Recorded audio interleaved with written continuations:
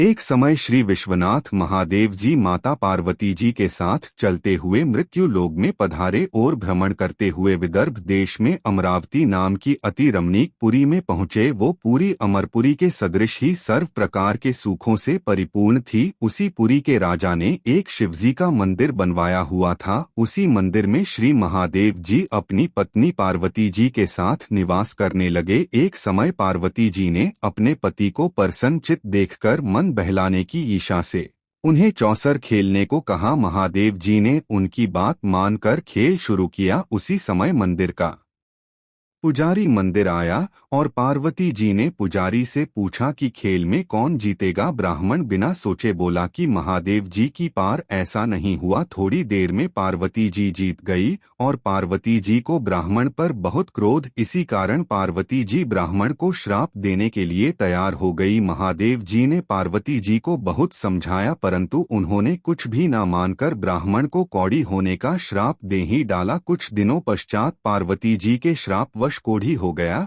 और अनेक प्रकार के काष्ठों को भोगने लगा। जब इस प्रकार उसको कष्ट भोगते हुए बहुत दिन हो गए तो एक दिन स्वर्ग की अप्सराएं श्री शिव जी की पूजा करने के लिए उस मंदिर में आईं और पुजारी जी को सारे शरीर के कोढ़ से दुखी देखकर दया भाव से पूछा तो ब्राह्मण ने विनाश की वह श्री शिव जी और पार्वती जी के चौसर खेलने तथा पार्वती जी के श्राप देने की सब कथा उनको सुनाई। तब अप्सराएं यह सब कथा सुनकर कहने लगी कि है ब्राह्मण, अब तुमको अधिक दुख नहीं उठाना पड़ेगा। भगवान शंकर की कृपा से तुम्हारे सब दुख दूर हो जाएंगे। तुम सब व्रतों में उत्तम व्रत 16 सोमवार का व्रत करना शुरू कर दो। तब ब्राह्मण अप्सरा से व्रत की विधि पूछने लगा। अप्सराएं कहने लगी कि आप सोमवार को स्नान आदि करके अच्छे वस्त्र धारण करें, फिर आधा किलो खूब अच्छी तरह शुद्ध भुने हुए गेहूं का आटा लेकर उसका प्रसाद बनाने और उसके 3 भाग कर ले। फिर चंदन, अक्षत, फूल, धूप, नैवेद्य, पुंगी, फल, भेल पत्र, यज्ञोपवीत आदि द्वारा प्रदोष काल में भगवान शंकर का पूजन भक्ति और श्रद्धा से युक्त होकर करें। इस तरह से तुम्हारे सब कष्ट दूर हो जाएंगे। बोलो भगवान शंकर और मां पार्वती जी की जय।